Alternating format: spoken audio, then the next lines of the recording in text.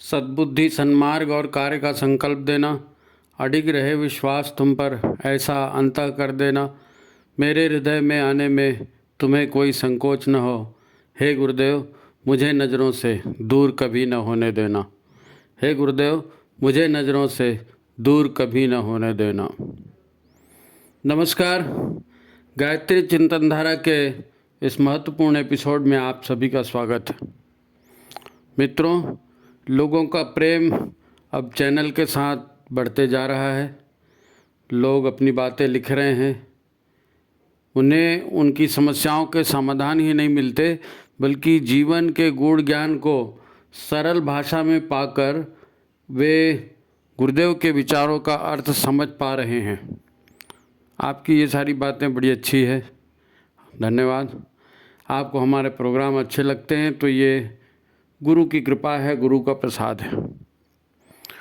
गुरुदेव की ही कुछ बातें बड़ी प्रसिद्ध हैं। जैसे वो कहते हैं, लोगों के विचार प्रदूषित हो गए हैं, इसलिए सारे उल्टे सीधे काम हो रहे हैं। स्वार्थ और दुर्बुद्धि ने लोगों को अहंकारी बना दिया, तो परिवार और समाज भी आदर्शविहीन होकर अब टूट रहे हैं, बिखर रहे हैं। लोग रोगग्रस्त, तनावग्रस्त होकर जीवन की सुख शांति से वंचित हो गए हैं। वे कहते हैं, दुनिया के सारे सिस्टम उल्टे हो गए हैं, तो हमें हमारे गुरु ने इस उल्टे को उलट करके सीधा करने का आदेश दिया है। महाकाल और महाकाली भी यही चाहते हैं कि दुनिया की व्यवस्था में आमूल चूल परिवर्तन हो। उनकी कही एक बात बड़ी फेमस है, आप सभी ने सुनी होगी कि बेटा, धन संपत्ति के पीछे मत भागना। आने वाले दिनों में ज़रूरत से ज़्यादा धन संग्रह कोई कर नहीं पाएगा। सारा धन सरकार जब्त कर लेगी, देख लेना। और आज यही सब होते हम देख भी रहे हैं। महाकाल और महाकाली के कृत्य बहुत कुछ हमारे सामने में है, बहुत कुछ हमारे नज़र में भी नहीं है, क्योंकि हम उसको देखने की कोशिश नहीं करते। तांडव तो पूरी दुनिया में चल रहा है, निश्चित चल रहा है। छोटी से छोटी संस्था से लेकर के बड़े से बड़े, जो जिनको इस पृथ्वी का राजा कह सकते हैं, ऐसे बड़े से बड़े सारे लोग आज बेचैन हैं, थरथरा रहे हैं। तो ये सब महाकाल की करनी है। आज का एपिसोड मज़ेदार और झकझोर देने वाला, हमें नए ढंग से सोचने को विवश कर देने वाला होगा। आपसे अनुरोध है कि वीडियो को पूरा देखें, लाइक करें, लोगों को शेयर करें, और जिन्होंने सब्सक्राइब नहीं किया है तो वो सब्सक्राइब भी कर लें। मित्रों, आप दुनिया में तेज़ी से हो रहे व्यवस्था परिवर्तन को ज़रूर अनुभव कर रहे होंगे। बाज़ार में तेज़ी से आ रहे आधुनिक उपकरणों ने, नई व्यवस्थाओं ने और पैसे देकर पाई जाने वाली नई नई सुविधाओं ने लोगों को भौचक करके रखा है। लोग भौचक्के हो गए हैं। सारे काम कैसे चुटकियों में होते हैं, कितनी सारी फैसिलिटीज़ बढ़ गई हैं, और एक मोबाइल का बटन दबाते ही क्या क्या हो जाता है। इसका परिणाम यह हो रहा है कि अब लोगों के पास सोचने का समय भी नहीं बचा है। सब ठीक है, पर लोग भारी परेशान भी हैं। उनकी परेशानी यह है कि पैसे नहीं पुरते, अपनों का साथ नहीं मिलता, दुर्घटनाएं, बीमारियां और नैतिक चारित्रिक अपराध जो उनके आसपास अब बेतहाशा बढ़ते जा रहे हैं। बहुत अपराध, नैतिक चारित्रिक। जिंदगी में प्रेम, अपनत्व और सुरक्षा का अभाव भीतर से हमेशा खोखला बनाए रखता है। पर कंपटीशन का ज़माना है। लोगों को बताना है कि देखो, हम भी प्रगतिशील हैं, हम कितने समृद्ध हैं, हम कितने खुश हैं, हम कितना मज़ा कर रहे हैं। तो व्हाट्सएप में फ़ोटो डाल डाल कर देखते रहते किसने कितना लाइक किया, किसने बधाई दी, नहीं दी है। लोग खुद इस नकली ज़िंदगी से परेशान हैं, पर क्या करें, समाज में जो चलन है उसे ही निभाते जा रहे हैं। परेशान लोग मंदिर में जा रहे हैं, प्रवचनों में दौड़ रहे हैं, शायद समाधान मिल जाए। पर यहाँ भी क्या क्या होता है आप सब जानते हैं।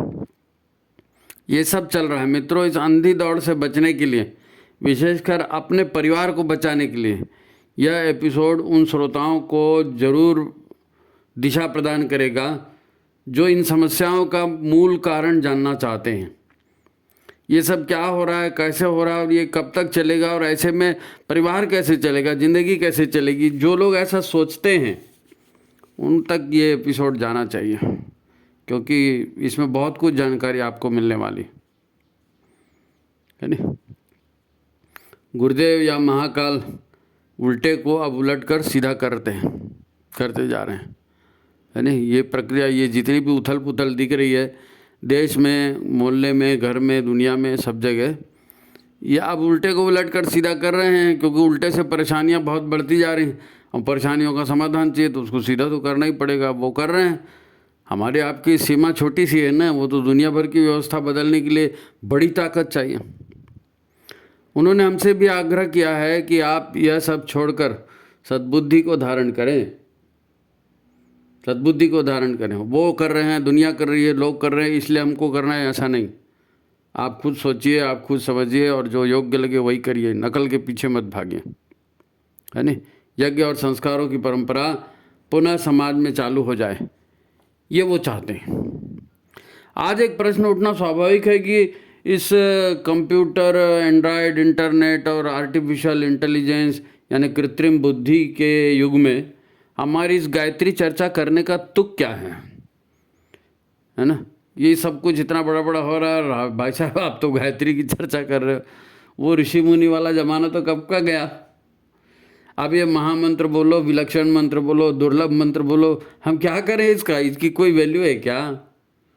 अच्छा, कई देखे जाप करने वाले, इसमें कोई वैज्ञानिक बना क्या, कोई करोड़पति बना क्या, कोई दुनिया का फेमस आदमी बन गया क्या जाप करने से। आप भी इस प्रश्न पर चकरा जाओगे। देखो, लोगों का मन बड़ी तेजी से चलता है तो उन्हें पूरा सच इकट्ठा करने की फुर्सत ही नहीं है। यह भी सच है, पर उनके सोचने मात्र से तो दुनिया चलेगी नहीं ना। आप उनसे पूछो कि आज का विज्ञान वो क्या कर रहा है। हम तो पूजा कर रहे हैं, हम तो जाप कर रहे हैं, हम तो आध्यात्मिक बात कर रहे हैं, लेकिन आज का विज्ञान क्या कर रहे हैं। आज का विज्ञान परमाणु के भीतर उस गॉड पार्टिकल को क्यों ढूंढ रहा है। क्यों दुनिया की सबसे बड़ी मशीन उन्होंने बना ली, करोड़ों डॉलर खर्चा करके गॉड पार्टिकल उनको क्यों चाहिए। 3 यूरोपीय देश मिलकर उस गॉड पार्टिकल को ढूंढ रहे हैं। क्यों ढूंढ रहे भाई। तो बात तो समझनी पड़ेगी मित्रों। हमको बड़े आलीशान तरीके से मूर्ख बनाया जाता है। आलीशान तरीका मैं इसलिए कह रहा हूँ कि ये इतने ज़बरदस्त चारों ओर से घेर के हमको मूर्ख बनाया जाता है और हमको कुछ भी समझ में नहीं आ रहा है। आज गुरुदेव कहते हैं सद्बुद्धि धारण करो, तो इसीलिए कहते हैं कि समझो, देखो अपने आसपास क्या हो रहा है ना। जब तक आपको समझ में नहीं आएगा कि दुश्मन क्या है, दुश्मन बोध नहीं होगा, तो आप उससे निपटोगे कैसे, है ना। तो हमको इतने आलीशान तरीके से मूर्ख बनाया जाता है और कहा जाता है कि ऐसा करके तुम आधुनिक बन जाओगे, प्रगतिशील वैज्ञानिक जीवन जियोगे और नाना प्रकार की बातें। और हम है कि इस बात को मानकर हर तरह से लुट कर पिट कर हैं, अपना घर, अपने संबंध सब बर्बाद करके, अपनी ज़मीन जेवर बेच करके और फिर बैंकों से कर्जे ले करके एक दूसरे से बड़ा बनने की कंपटीशन कर रहे हैं। तू बड़ा कि मैं बड़ा, तेरे पास गाड़ी, तेरे पास इतना बड़ा घर, मेरे पास गाड़ी, मेरे पास इतना बड़ा। इसका सुख से क्या लेना देना है। सुख से क्या लेना देना है इसका। सब जेवर जायदाद, जमीन जायदाद बेच रहे हो, कर्जा ले रहे हो हैं। आप बताइए, आप जिस वैज्ञानिक जीवन की बात कर रहे हैं, क्या ये वैज्ञानिक जीवन वास्तव में मनुष्यों के कष्टों को दूर कर रहा है। क्या कैंसर आपका ठीक हो गया। क्या आपकी बीपी, शुगर जो है, जोड़ों का दर्द जो है, ये ठीक हुआ हैं।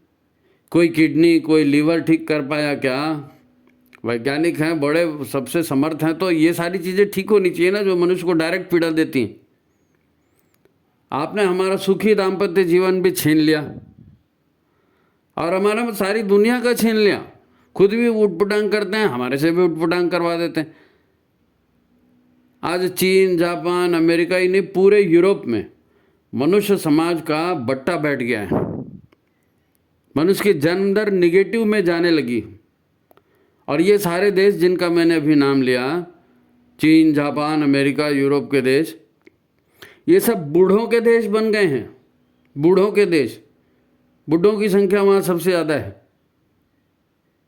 आज भारत ही सबसे ज़्यादा युवाओं का देश है, क्योंकि यहाँ आध्यात्म और हमारी संस्कृति अभी भी श्वास ले रही है। इसलिए हमारी स्थिति अन्य देशों से बेहतर है। हमारे परिवार कुछ हद तक तो सुरक्षित ही हैं, और इनका चक्कर नहीं छोड़ा तो हम पूरी तरह से बर्बाद हो जाएंगे। होना है, क्योंकि महाकाल जो है ये इनका विनाश करके रखेंगे। जितना दुश्चिंतन हो रहा है, जितनी अनीति हो रही है, उसका विनाश महाकाल कर रहे हैं, तो हम उसमें शामिल ना हों। लोग कहते हैं दुनिया अभूतपूर्व प्रगति कर रही है। चलो ठीक है, पर सच तो ये भी है कि पिछले 200 वर्षों में सारी दुनिया को अजीब नशे में डुबाकर पूरी तरह बेवकूफ़ बनाया जा चुका है। 200 वर्षों में कोई बताएगा कि स्टीव जॉब्स, मार्क जुकरबर्ग और जूलिया रॉबर्ट जैसी विश्व की टॉप हस्तियां, ये मैं 3 ही नाम ले रहा हूँ, ऐसे बहुत से नाम हैं और वैसे बहुत से गुरु हैं और ऐसे बहुत से आश्रम हैं जहाँ दुनिया के बड़े बड़े लोग आकर के माथा टेकते हैं, आशीर्वाद लेकर जाते हैं। तो ये स्टीव जॉब्स, मार्क जुकरबर्ग, इनको जूलिया रॉबर्ट, इनको सब लोग जानते हैं। ये हस्तियाँ भारत आकर कैंची धाम आश्रम में माथा टेकने क्यों जाते हैं भाई? सारी दुनिया प्रगतिशील है और हमको प्रगतिशील बनाने जा रहा है, फिर तुम आकर के हमारे बाबा जी लोग के पैर क्यों पकड़ रहे हैं? कैंची धाम आश्रम, उस आश्रम के संस्थापक नीम करौली बाबा कब के समाधि ले चुके हैं। अब समाधि ले चुके हैं, उनकी कृपा से इनका बिजनेस चल रहा है। आप खुद को अंधविश्वासी नहीं कहोगे?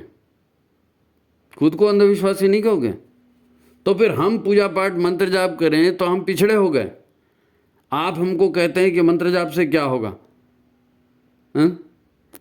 भारत के पूजा पाठ करने वाले इसरो के साइंटिस्ट, आपको मालूम है जितने रॉकेट छोड़े जाते हैं, साइंटिस्ट लोग जाके मंदिर में नारियल और फूल और प्रसाद चढ़ा के भगवान की पूजा करते हैं, जाने छोड़ने के पहले और सैटेलाइट छोड़ने के पहले और सैटेलाइट छोड़ने के बाद।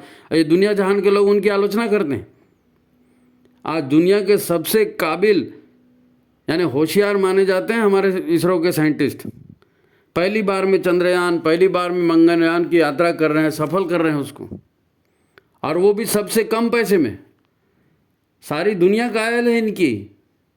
और ये हमारे तुम्हारे जैसे सामान्य घरों के, पूजा पाठ करने वाले घरों के, आस्तिक घरों के लोग हैं, ये बड़ा बड़ा काम कर रहे हैं।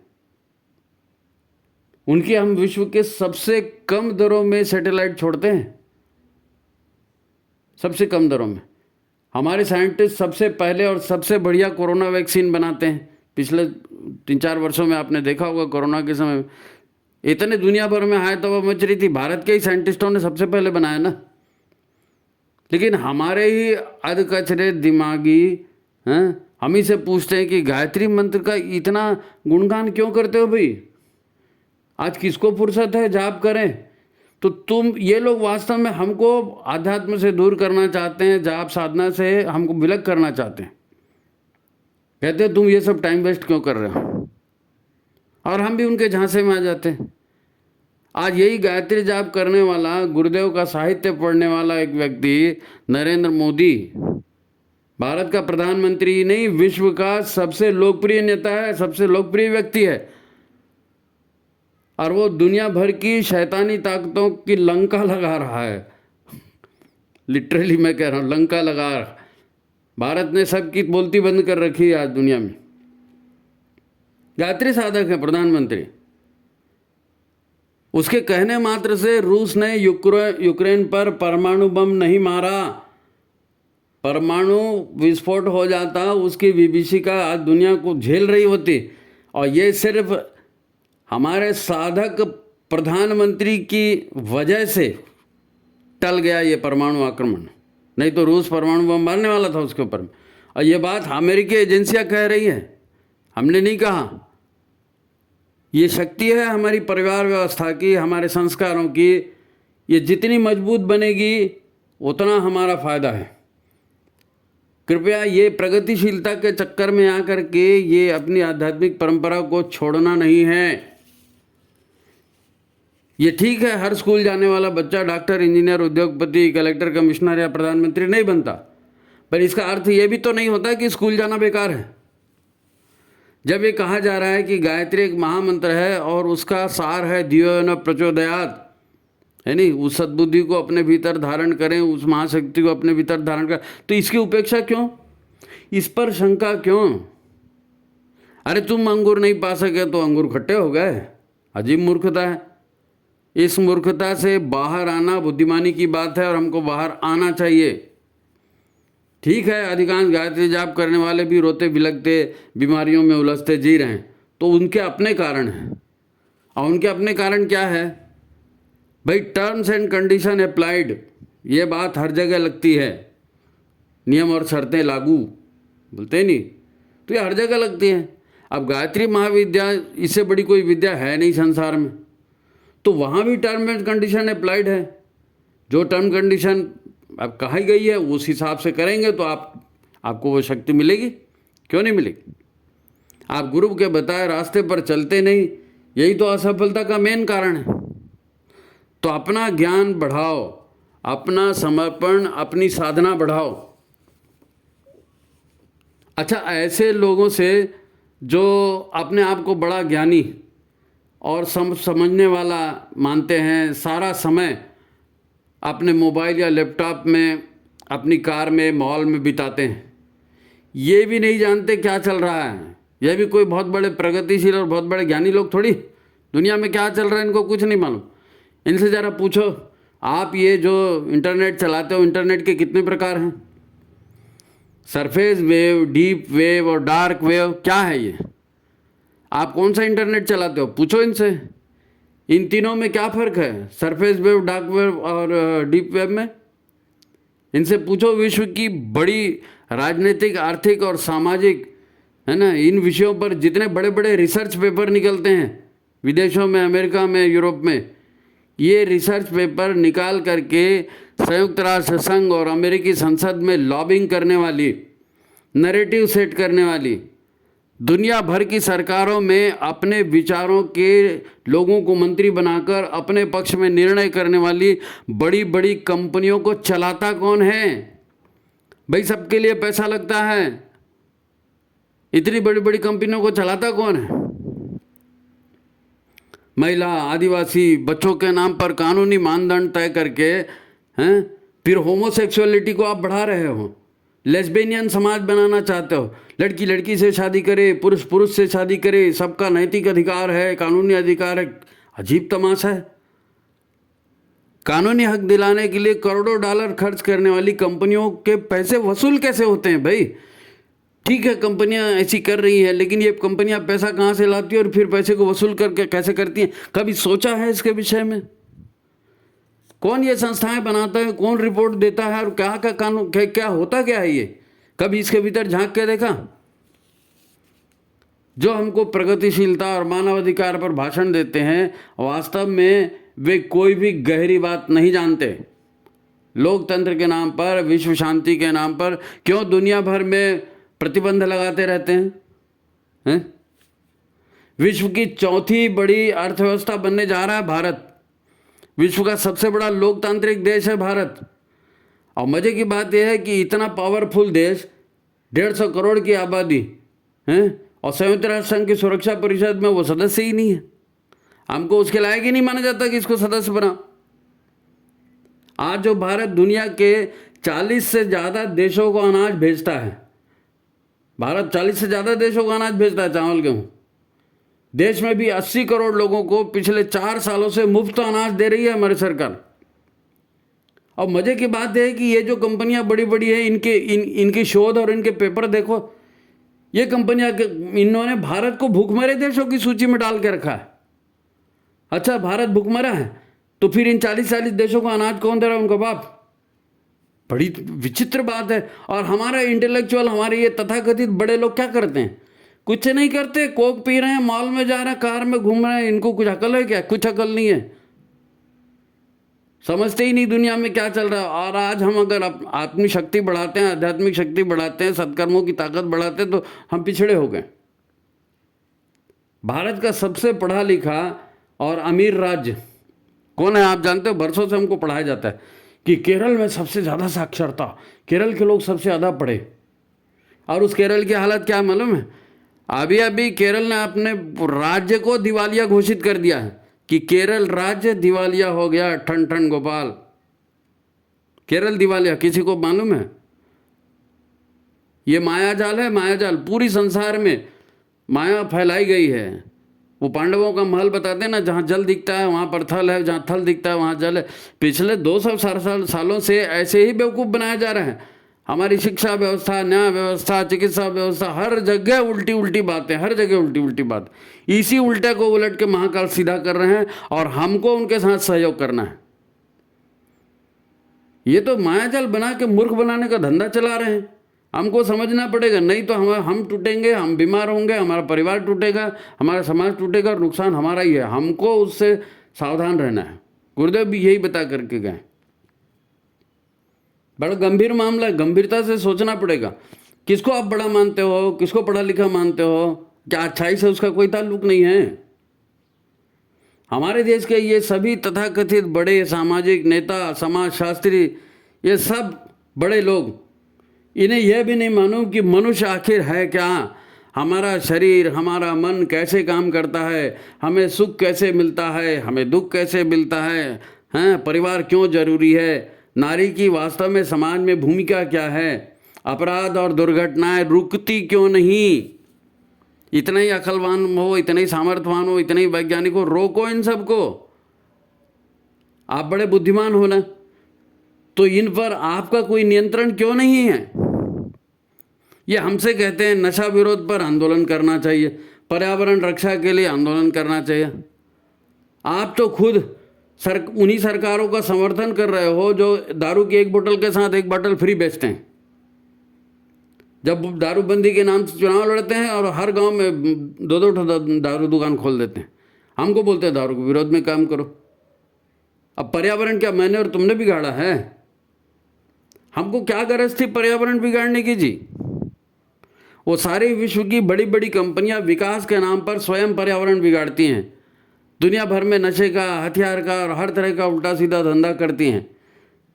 उन्होंने रेडियो, टीवी, अखबार चला करके उनसे अपने फेवर में, अपने पक्ष में न्यूज़ बनवाते हैं, न्यूज़ चलवाते हैं। झूठी न्यूज़ बनती है, झूठी न्यूज़ चलती है। शिक्षा, समाज, फैशन, मनोरंजन और दुनिया भर की राजनीति इन्होंने अपने कंट्रोल में करके रखी है। मित्रों, आज जो देवासुर संग्राम हो रहा है ना, हमको देव पक्ष धारण करने के लिए कहा जाता है। आप असुर पक्ष को देखिए, जैसे देवता सर्वव्यापी है ना, वैसे ये असुर भी सर्वव्यापी हैं। उनका साम्राज्य जानो तो सही। नहीं, बेचारे वो कह देते हैं कि अब जमाना बदल गया है। लोग सीधे साधे, जमाना बदल गया है जी, तो हमको भी जमाने के साथ चलना पड़ेगा। और दिक्कत यह है कि हमारे समाज के और हमारे संबंधी, हमारे बुजुर्ग, ये सभी कारपोरेट कंपनियों और वैश्विक संगठनों के पढ़ाए लिखाए हैं। ये हमारे घरों में उन्हीं के प्रवक्ता बने हुए हैं। हम घर में भी अपने कोई सुधार की बात करें तो हमारे घर में ही रोकना चालू हो जाता है। अब इंटरनेट और स्मार्टफोन आ गए तो बच्चा बच्चा ज्ञानी बन गया, परिवार में उधम कर रहे हैं। आपने एक शब्द सुना होगा, व्हाट्सएप यूनिवर्सिटी। तो ये सब व्हाट्सएप यूनिवर्सिटी के विद्वान हैं। कोई अध्ययन परीक्षण नहीं करते। जो भी मोबाइल के न्यूज़ में इनको डाटा दिया जाता है, बस उसको ब्रह्म वाक्य मान के और परिवार और समाज में वैसे ही ट्रेंड चलवा रहे हैं, वैसे ही ट्रेंड चलवा रहे हैं। जैसे विश्व की कंपनियां चाहती हैं, लुटेरे चाहते हैं, लुटेरे प्रचार करते हैं, उसी हिसाब से और पेपरों में और मोबाइल में और नेट में आता है और उसी को आँख मूंद के पालन करते हैं। वैसे ही उनका माल खरीदते हैं, फिर वैसी कर्जे में ले लेकर के उनकी तिजोरी भरते हैं। आप ठंडे दिमाग से सोच कर देखो, ये व्हाट्सएप आप चलाते हो, फेसबुक चलाते हो, इंस्टाग्राम चलाते हो, ईमेल, जीमेल करते, ये सारी सेवाएं आपको मुफ्त में क्यों मिलती हैं? आप कहेंगे साहब हम तो डाटा कितना यूज़ करते हो भाई, हैं? लगभग फ्री में मिलता है आपको ये। इनसे लोगों के विचार बदल रहे हैं, शिक्षा देने के लिए हमको कहा जाता ना संस्कारशाला चलाओ, युवा प्रशिक्षण चलाओ, महिला प्रशिक्षण चलाओ, तो तुम तो 4-6 महीने में 2-4 साल में एक आध बार प्रशिक्षण चलाओगे। इनका कंटिन्यूस प्रशिक्षण चल रहा है और हर घर में हर मिनट ये अपनी बातें परोस रहे हैं लोगों को। आसुर ऐसे ही थोड़ी बड़े हो गए हैं, इनके हथियार भी बहुत बड़े बड़े हैं भाई, जरा समझो तो सही। अभी इस आर्टिकल में यही बता रहे हैं आपको। लोगों की आपसी बातचीत से इनको समाज का ट्रेंड समझ में आता है। आप व्हाट्सएप में बात करते हो हैं, आपको बोला कि भाई व्हाट्सएप से फ़ोन करते हैं, चलो फेस टू फेस बात हो जाएगी। ये जितनी बातें होती हैं, आपका डाटा ये रिसीव करते हैं, उस डाटे को जो है मिलाया जाता है, उसमें निर्णय निकाले जाते हैं। लोगों की पसंद क्या है, नापसंद क्या है, फिर उसी तरह के विज्ञापन इनके पास जाते हैं। अब जो आप चाहते हो, जो आप बातें हो ना, उस तरह का फिर प्रोडक्ट निकाला जाता है। और रहता कुछ नहीं, लेकिन वैसी प्रोडक्ट निकाल देंगे और फिर विज्ञापनों में वही बात, कोई हीरो कोई हीरोइन है ना, कोई बड़ा सा एक आधा ब्रांड एम्बेसडर बना करके और उससे बुलवा करके अपना माल बेचा जाता है। हम लोग कहते हैं हाँ ये नया निकला है, ये नया निकला है, इसको यूज़ करो। हैं 10 रुपये की चीज़ 150 रुपये में बेचते हैं।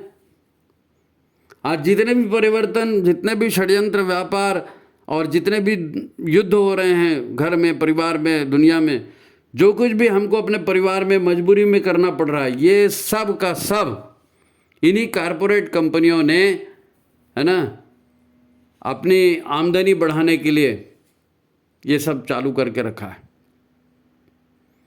पैसे से वस्तुएं खरीदते हैं। भोग के साधनों ने ही पूरे मानव समाज को आज पागल कर रखा है, पूरे समाज को पागल कर रखा है। अब मैं ये आपको क्यों बता रहा हूँ? आपको इसलिए बता रहा हूँ कि आपको सावधान रहना है, सचेत रहना है। बर्बादी को रोकने के लिए काम करना है कि नहीं करना है, अपने बच्चों को भविष्य देखना है कि नहीं करना है। तो 3 काम आपको बिल्कुल मिलकर करने ही हैं। 3 काम बिल्कुल करने हैं। पहला है मैं, मेरे अधिकार, मेरी मर्जी, मेरा पैसा, मेरा फ्यूचर। इस ढंग से सोचना बंद करो। ये जितना मैं करते हो ना, उतने बर्बादी का कारण बनता है। दूसरी बात, आधुनिक यांत्रिक उपकरणों से घर भरने को प्रगति कहना बंद करो। आपने बड़े बड़े इंस्ट्रूमेंट, बड़ी बड़ी मशीनें खरीद लिए, मतलब आप प्रगतिशील हो गए और सुखी हो गए, ऐसा नहीं है। मशीनों के साथ रहकर आप भी मशीन बन रहे हो, आपका मन भी मशीन बन रहा है, सारी भावनाएं खत्म हो रही हैं। अरे जो ज़रूरत की चीज़ें उसको करो। सारा घर भरा, आदमी को रहने के लिए जगह नहीं। और तीसरी बात, उत्तेजना, जल्दीबाजी और ये मारना और मर जाना, ये इस तरह का ट्रेंड चला हुआ है। तो अपनी उत्तेजना पर जरा नियंत्रण रखो। शांति और धैर्य को जीवन में स्थान दो। आज के मायावी असुरों ने व्यक्ति, परिवार और समाज की रग रग में ऐसे विचार ठूस ठूस कर भर दिए हैं। पूरी मानवता इससे दुखी है, रोगी है, तनावग्रस्त है, उत्तेजित है और हर व्यक्ति एक खतरनाक मशीन बन जैसा जीवन जी रहा है, खतरनाक मशीन जैसे। अब ये सब चला कैसे? ये सब चला कैसे? तो हमें गुरुदेव कहते हैं कि हम दुनिया भर के उल्टे चाल चलन को उलट करके ठीक करने का काम हमारे गुरु ने दिया है, तो हमको भी उनका अनुसरण करना चाहिए। गुरुदेव उल्टे को उलट करके सीधा कर रहे हैं, बड़ी ताकत है, बड़ा काम है, बड़े लोग ही कर सकेंगे। और गुरु अगर कर रहे हैं, महाकाल अगर कर रहे हैं, तो हमको महाकाल का, गुरु का साथ देना चाहिए। उन्होंने हमको गायत्री दी ही इसीलिए है ताकि हम अपने भीतर की अवांछनीयता को ढूंढें और उन्हें अपने भीतर से हटाएं। ये जो इलेक्ट्रिक वायरिंग होती है ना, अपने घर में इलेक्ट्रिक यंत्र हम लेकर आते हैं, सप्लाई नहीं आती, फिर मिस्त्री को बताते हैं अरे देखो तो ये इंस्ट्रूमेंट काम नहीं कर रहा है, तो मिस्त्री उसमें बताता है कि भाई इलेक्ट्रिसिटी इसमें नहीं आ रही, यहाँ कार्बन जम गया, इसको फेंको, उसको दूसरा लगाओ। तो ऐसे ही ये कार्बन जो है ना हमारे अंदर में यहाँ वहाँ जम गया है नहीं, इसलिए हमको सीधी सच्ची बातें, अच्छी बातें समझ में नहीं आती। तो धियो न प्रचोदयात्, है ना, हम जानते हैं कि यह गायत्री महामंत्र की एक पंक्ति है, उसका उच्चारण बार बार दोहरा करके इस प्रार्थना को कि परमात्मा की वह आध्यात्मिक बुद्धि, वो दिव्य ज्ञान का प्रकाश हमारे भीतर उतरे, ये ऐसी प्रार्थना है। और इस प्रार्थना को करके हम अपने अंतःकरण को बदलते हैं, इससे अंतःकरण बदलता है। ये लाखों वर्षों का आजमाया हुआ है ना। अंतःकरण बदलता है ताकि हम अपने अंतःकरण में जो भी मिथ्या धारणाएं, भ्रमपूर्ण मान्यताएं, ये मेरा ज्ञान है जी, यही परम सत्य है, ये सोच करके और उसको चिपका के रखें अपने जिगर से, है ना। वो पाप बुद्धि, वो विकृत धारणा, ये सब भस्म हो जाएगी, है ना। काहे से? गायत्री मंत्र के जाप से।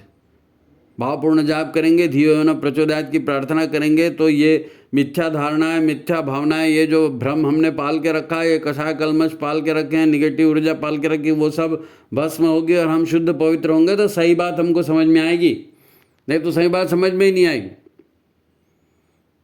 है ना। भीतर में हमारे प्रज्ञा प्रकाश छा जाए तो हमको सब साफ साफ दिखेगा। देखो, इस प्रार्थना के पीछे बड़ा महत्वपूर्ण तर्क है। जब तक हमें शत्रु बोध नहीं होगा, हम शत्रु को हटाएंगे कैसे? हम शत्रु बोध को हटाएंगे कैसे? जब हमारा अंतःकरण निर्मल होता है तब हमको समझ में आता है कि हमसे ये गलत काम हो रहा है, और हमसे ये गलत काम हो रहा है, इससे परिवार बिगड़ रहा है, और परिवार से ये गलत काम हो रहा है इसलिए समाज बिगड़ रहा है, देश बिगड़ रहा है, दुनिया बिगड़ रही। तो शुरुआत अच्छा बनाने की हो तो भी व्यक्ति से होगी, और बुरा बनाने की हो तो भी व्यक्ति से होगी। ये इंटरनेट से बुराइयां हर व्यक्ति तक पहुंचा रहे हैं ना, तो हम सफाई करने के हर व्यक्ति तक क्या पहुंचा सकते हैं? हमको गायत्री ही पहुंचाना है, ठीक है। हमने जो भी मिथ्या और हानिकारक तथ्य, जिसे को कषाय कलमश कहते हैं ना, ये आज तक स्वेच्छा से पाल करके रखे हैं, है ना, इसी को आपने सत्य मान करके रखा है, तो आंखें खोलने वाली चीज़ है ये, अंतःकरण को साफ करके अंतःकरण को खोलने वाली चीज़। वो कषाय कलमश हमसे इसलिए नहीं हटते क्योंकि उसके साथ हमारा अहंकार जुड़ा हुआ है, हम उसी को सच माने बैठे, नहीं ये तो ऐसिच है। इसी अहम की शक्ति से वो बुराइयां होकर भी हमको अच्छी लगती हैं, क्योंकि हम ये सोचते हैं ना हमारा ज्ञान है, हम तो अच्छा ही होगा।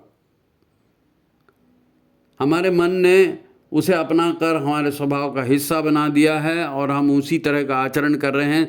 तो हमको अपनी बुराइयां समझाने, दिखाने और अपने भीतर की व्यवस्था को ठीक करने के लिए ही ये महामंत्र है। अब देखो, बुराइयों का दमन तो ठीक नहीं होता। आपको मालूम चल गया कि हाँ चीज़ ये बुराई मेरे में है, तो उसको अब से नहीं करूँगा। अब आप 1000 बार बोलो अब से नहीं करूँगा, कुछ नहीं होने वाला है। लेकिन जब भीतर से ज्ञान अवतरित होता है और उस पर प्रकाश पड़ता है कि अरे यार ऐसा करने से तो मेरा खुद का यही नुकसान हो रहा है, तब इसको प्रज्ञा का जागरण कहते हैं। तब व्यक्ति स्वेच्छा से इन बुराइयों को छोड़ता है, और यही सही तरीका है, स्वेच्छा से बुराइयों को तोड़ना। इसीलिए ये प्रार्थना है, धियो यो न प्रचोदयात्। इतने बड़े साइंटिस्टों का उदाहरण दिया, इतना प्रधानमंत्री का उदाहरण दिया। देखो ये अच्छे लोग निकले, इसी से निकले हैं भाई। आप सोच कर देखो, समाज में आज जो भी दुरावस्था हमें घर घर में, है ना, स्वेच्छा से अपनाई गई दिखती है, उसको कोई दूसरा हटा सकेगा क्या? है कोई दूसरा उसको कैसे हटाएगा? हमें प्रतिभा, शक्ति, साहस, किसी चीज़ की कोई कमी नहीं है भाई। देवभूमि भारत में हमने जन्म लिया है, ऋषियों के संतान हैं हम, देवताओं की संतान हैं हम, हमारे में किसी चीज़ की कमी नहीं है। फिर ये दुरावस्था क्यों आ रही है? यदि हम ये समझ जाएं कि आज़ाद होने के बाद भी हम किस तरह प्रलोभन देकर हमारी ये लोग जो हैं आसुरी शक्तियों वाले लोग, किस तरह प्रलोभन देकर हमारी कमजोरियों का लाभ उठाकर हमको फंसाते हैं, ये हमको समझ में आ जाएगा। तो एक झटके में हम अपने इन सब को छोड़ छाड़ करके अपने पूर्वजों की तरह स्वस्थ हो सकते हैं, संपन्न हो सकते हैं, सुखी पारिवारिक जीवन जी सकते हैं। आखिर आपको क्या चाहिए? क्यों पैसा, क्यों इतना है? सुखी जीवन के लिए ना। तो सुखी जीवन बिना परिवारजनों के कैसे होगा, बिना अपनों के कैसे होगा? तो हम में सब चीज़ है, लेकिन हम इनकी गुलामी में हैं, हमारा मन इनका गुलाम हो गया। तो हमको मन को इनके प्रलोभनों से आज़ाद करना है। ये आसुरी जो माया है, इससे आज़ाद कराना है अपने मन को। आप एक उदाहरण से बात समझें। आज रावण, कंस, हिरण्यकश्यप या शुंभ निशुंभ जैसे दैत्य तो है नहीं, है ना, परंतु इनसे भी ज़्यादा मायावी राक्षसी ताकतों के जाल में विश्व का हर देश फंसा है। विश्व का हर देश फंसा है। बड़ा ध्यान से सुनना मैं क्या कह रहा हूँ। माध्यम वही है फंसाने का। कौन सा माध्यम है? असुर लोग किस माध्यम से फंसाते हैं? असुरों की क्या प्रॉपर्टी है? वही काम, क्रोध, लोभ, मोह, ईर्ष्या के क्लेश, अहंकार है नहीं। इसी के आधार पर वो हमको गुलाम बनाते हैं, हमारे मन को गुलाम बनाते हैं भोगों की तरफ लगा करके। हमारी इन्हीं कमजोरियों को इन बड़ी बड़ी मल्टीनेशनल कंपनियों ने हथियार बना लिया है। पैसे तो आप अपनी कामना पूर्ति के लिए ही खर्च करेंगे ना। उनको चाहिए पैसा। क्या चाहिए? जितने राक्षस हुए हैं, जितने हुए हैं और शक्तिशाली बनना चाहते हैं और सोना इकट्ठा करना चाहते हैं, तो ये कंपनियां भी दुनिया भर की दौलत को लूटना चाहती हैं। पहले तलवार लेकर के लूटते थे, घोड़े पे चढ़ के आते थे, फिर मुगलों ने ऐसे ही करके लूटा, भारत को गुलाम बनाया, तो उनको लूटने के लिए उनके बाप आ गए, यानी क्रॉस लेकर के उन्होंने फिर भारत को लूटा। ये तरह जो तरीके पुराने हो गए। अब उपनिवेश बना करके रखना बड़ा दिक्कत है, इसलिए अब ये जो उन्होंने नए तरीके अपनाए हैं और डायरेक्ट आपके घर में घुस के आपसे एक एक व्यक्ति से उसका पैसा हथिया रहे हैं, क्योंकि उनको मालूम है कि अपनी कामनाओं की पूर्ति के लिए और अपने भोगों के लिए आप जरूर खर्चा करोगे, तो कामनाओं को बढ़ाने और भोगों को बढ़ाने का उन्होंने पूरा इंतजाम करके रखा है। आप मर जाएं उनको कोई गम नहीं, उनको पैसा कमाने से मतलब है। आप ध्यान से सुने, आपकी जो है सारा जो गुणा भाग जो है ना, उसको आप समझ सकते हो।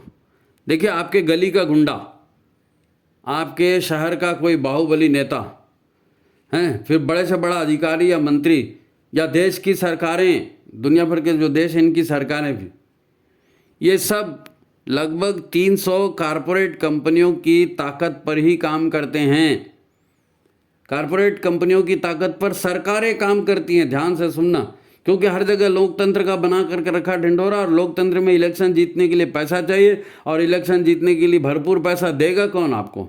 जिसके पास पैसा है वो देगा। तो ये लुटेरी कंपनियों के पास भरपूर पैसा है, ये लोगों को इलेक्शन के पहले पैसा देती हैं और फिर अपने फेवर में कानून बनवाती हैं और फिर अपना काम कराती हैं। तो ये पूरा राक्षसों का, गुंडों का, आतंकियों का पूरा नेटवर्क है, सारी दुनिया में काम कर रहा है।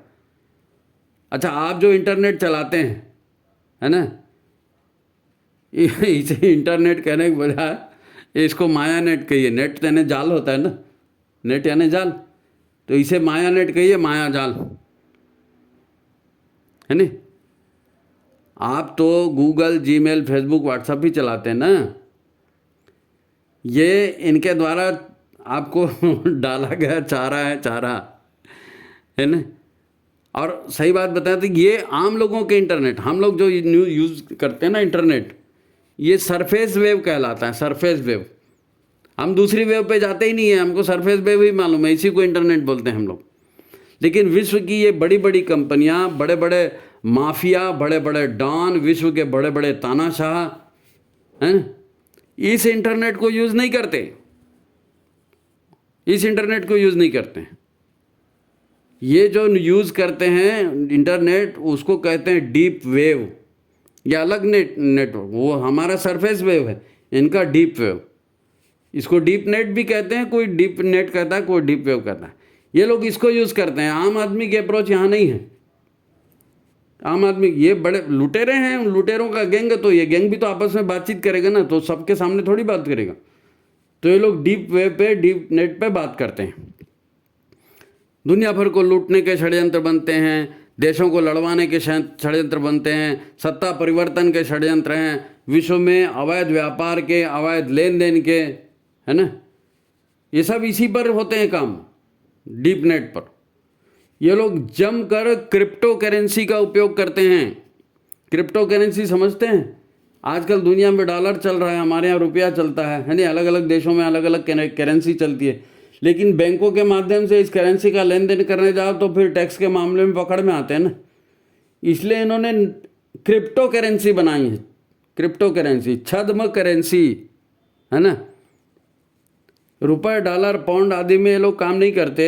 ये आपने नाम सुना होगा, बिटकॉइन, इथेरियम, है ना, रिपल या लिटेक्वाइन, ये सब इनके करेंसी के नाम है।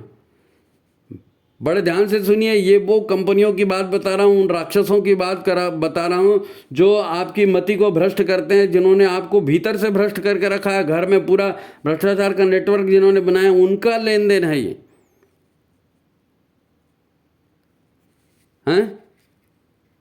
आपने इनका नाम भी नहीं सुना होगा, मैं नहीं जानता आप जानते हैं कि नहीं जानते, पर इन सब को क्रिप्टो करेंसी कहा जाता है। इन क्रिप्टो करेंसियों का ये लोग लेन देन, आपसी लेन देन में उपयोग करते हैं, और ये क्रिप्टो करेंसियों को फिर कैश भी कराते हैं, जिनके पास कैश होता है उनसे। सारी कंपनियां किसी कुटिल मायावी राक्षसों से कम नहीं हैं। ये दुनिया भर की दौलत लूटने में जुटी हुई हैं। चाहे कितने भी लोग मर जाएं, कितने भी देश बर्बाद हो जाएं, इनको किसी से कोई मतलब नहीं है। मैं बात लंबी नहीं करूंगा, आप संकेत में समझें कि हथियार का व्यापार, नशा का व्यापार, फिर बड़े बड़े नेताओं की हत्या, हैं, देश में बड़े बड़े आंदोलन चलाना, मानव तस्करी करना, मानव देह का व्यापार, मानव अंगों का व्यापार, हैं, दवाओं का व्यापार, कीटनाशकों का, बीजों का, हैं, फिर सांप्रदायिकता फैलाना, धर्मांतरण कराना, हर उल्टे सीधे काम जी, हर उल्टे सीधे काम जो दुनिया भर में होते हैं, यही बड़ी कंपनियां अपने पैसों के द्वारा संचालित करती हैं। हमारे नेता, समाज के, देश के, ये इनको दलाल बना करके इन्हीं के माध्यम से सारा काम होता है। ये जो मेन करने वाले हैं कि आज तक किसी का नाम सामने नहीं आया। इनके बीच भी टेंडर होते हैं बड़े बड़े। अब किसी नेता की, अमेरिका में केनेडी की हत्या की गई, भारत में जो है लाल बहादुर शास्त्री की हत्या की गई, इंदिरा गांधी की हत्या की गई, तो ये टेंडर से होता है, टेंडर से मरवाया जाता है बड़े बड़े नेताओं को। तुम्हारी हमारी क्या औकात है जी। इनके बीच भी टेंडरबाजी होती है, ठेकेदारी होती है, सुपारी लेने देने का काम ये लोग जिस इंटरनेट से करते हैं, वो तीसरा इंटरनेट है, उसको कहते हैं डार्क नेट। डार्क नेट, इसमें घुसना आसान नहीं है, कोई डार्क नेट में घुस नहीं सकता, और एक बार घुस गए ना तो फिर मरोगे, कोई निकल भी नहीं पाएगा। इसी को डार्क वेव कहते हैं। ये 3 प्रकार के इंटरनेट चलते हैं। हम लोग तो सीधा व्हाट्सएप फेसबुक चलाकर बहुत बड़े विद्वान बन गए साहब, हमको तो सब मालूम है, कुछ नहीं मालूम। कोई आदमी इस डीप नेट या डार्क नेट पर जा ही नहीं सकता, ये इतना गुप्त है। ये आसुरी ताकतें हैं। ये दुनिया भर में जितने गलत काम हो रहे हैं, आखिर इन गलत कामों को कोई संचालित करने वाला होगा तब ना, कोई संचालित करेगा तब ना। देखो सीधी सीधी बात है, दुनिया कैसे चलती है। एक पुरुष है, ठीक है, उस पुरुष को जीवन साथी की जरूरत है, महिला की जरूरत है। अब इन्होंने विवाह कर लिया, तो विवाह कर लिया तो एक साथ रहोगे, एक साथ रहोगे तो बच्चे होंगे, बच्चे होंगे तो माँ का प्यार बच्चों की तरफ जाएगा, है ना। फिर माँ उनको अच्छे संस्कार देगी, अच्छा शिक्षा देगी कि हमारा बच्चा अच्छा बन जाए। फिर जो जानकार होगा उसके पास शिक्षा देने के लिए उसको भेजेगी। तो अच्छाइयाँ ही तो बढ़ रही हैं, नेचुरली अच्छाइयाँ ही बढ़ती हैं, नेचुरली अच्छाइयाँ ही बढ़ती हैं। बुराइयाँ ये ऐसे लोग ला करके फंसाते हैं, ये ऐसे लोग ला कर फंसाते हैं। माँ कभी नहीं बोलेगी तू मारपीट करके आ, बच्चे को वही सिखाएगी, बेटा मारपीट नहीं करना है, सच ही बोलना।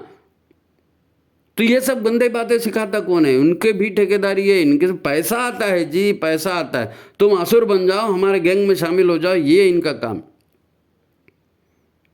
अब ये इनके लूट का व्यापार इतना ज़्यादा फैल चुका है, इनके विचार और इनके लुभावने तीर हम सभी के हृदयों को छेद चुके हैं, हम सभी के हृदयों को छेद चुके हैं।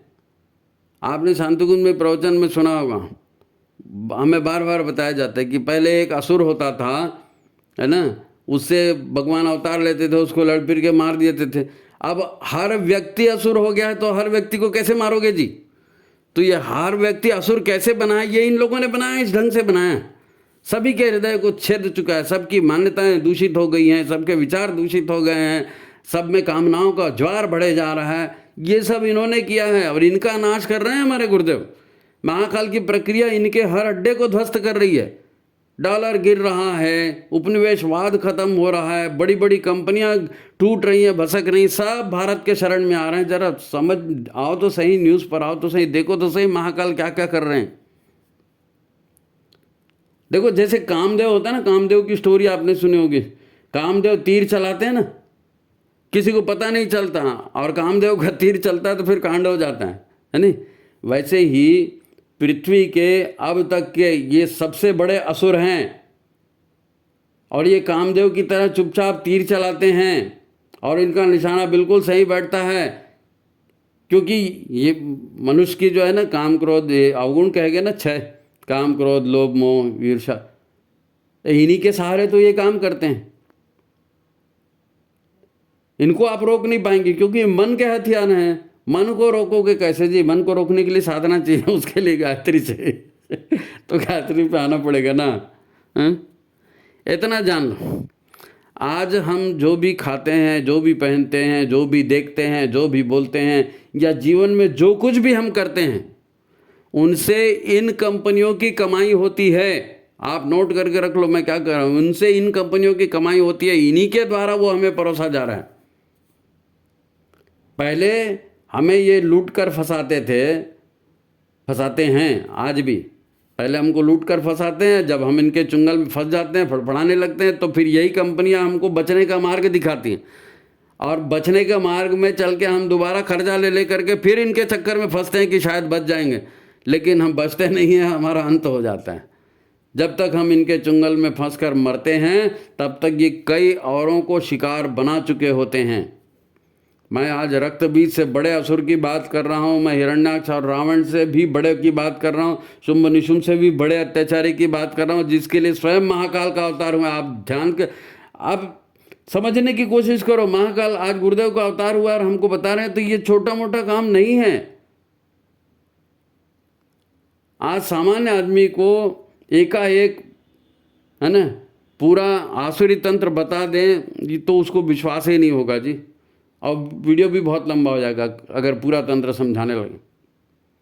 कोई सोच भी नहीं सकता इतने बड़े और इतने शक्तिशाली असुर हैं। तो हमारी करबद्ध विनंती है, अपने गुरु पर पूर्ण विश्वास रखें, उनके इशारों पर जिए, तभी आपकी सुरक्षा संभव है। बिना गुरु के सुरक्षा के, बिना गुरु के संरक्षण के आपकी, आपके परिवार की सुरक्षा कोई नहीं कर सकता। महाकाल और महाकाली रामायण महाभारत के है ना, ये जितने भी पात्र रहे हैं, रथी महारथी रहे हैं, हिमालय के जितने ऋषि तपस्वी रहे हैं, ये सब महाकाल के नेतृत्व में इस धरती पर आज सक्रिय हैं। इस काहे के लिए सक्रिय हैं? अनीति से लड़ने के लिए।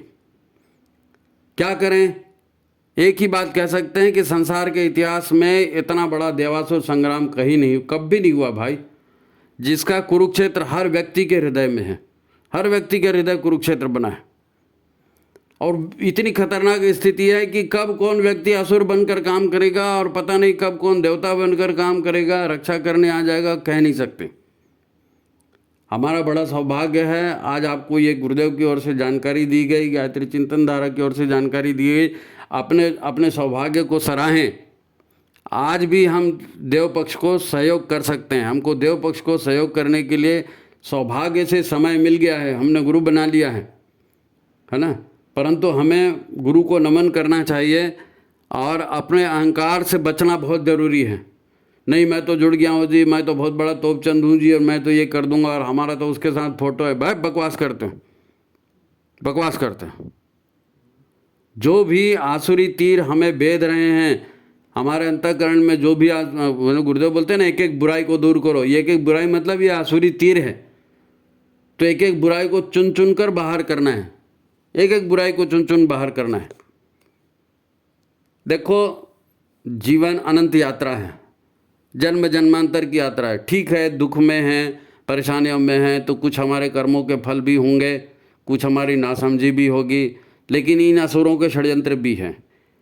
तो बचोगे कैसे? जब तक आप स्थिर होकर के, ध्यान हो चित्त होकर के देखोगे नहीं, समझने की कोशिश नहीं करोगे, अपने ही घर वालों को आप दुश्मन बना लोगे। आपको माँ बाप दुश्मन लगेंगे, आपको पत्नी पति दुश्मन लगेगा, आपको आपके बच्चे दुश्मन लगेंगे, पागल हो जाओगे आप सोच सोच के। इसलिए शांत होइए, शांत होइए, अपने अंतःकरण को स्वच्छ कीजिए और इन आसुरी तीरों को एक एक करके बाहर कीजिए और जहाँ तक हो सके महाकाल का सहयोग कीजिए। जो भी मिशन के कार्यक्रम आपके आसपास चल रहे हैं, अच्छे कार्यक्रम आपके आसपास चल रहे हैं, किसी के लिए नहीं, गुरुदेव का ध्यान करके समर्पण भाव से उसमें काम करिए। महाकाल आपका कल्याण करेंगे। मित्रों, आज की बात यही समाप्त करते हैं, वीडियो लंबा हो रहा है तो आप इसको ध्यान से सुनिए। हम जो है ये जो देवासुर संग्राम की सीरीज़ चल रही है उसका ये 7वां अंक है, तो हम पिछले जो 6 अंक हैं उनकी भी लिंक इसमें डाल देते हैं डिस्क्रिप्शन बॉक्स में। जिन लोगों ने पिछला नहीं देखा है वो पिछले 6 अंकों की और देख सकते हैं, है ना। तो आप लाइक करिए, शेयर कीजिए और जिन्होंने सब्सक्राइब नहीं किया चैनल को सब्सक्राइब करिए और महाकाल आपका कल्याण करें। आपका शुभ हो। नमस्कार।